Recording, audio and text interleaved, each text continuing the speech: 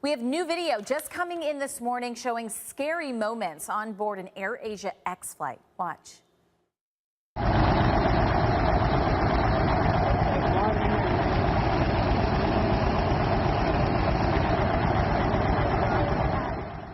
So passengers say about an hour into their flight from Perth to Kuala Lumpur, they heard a bang.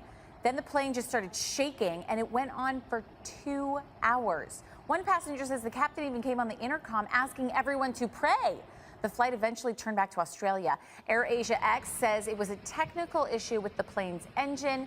Passengers gave the crew high marks for handling the situation so calmly.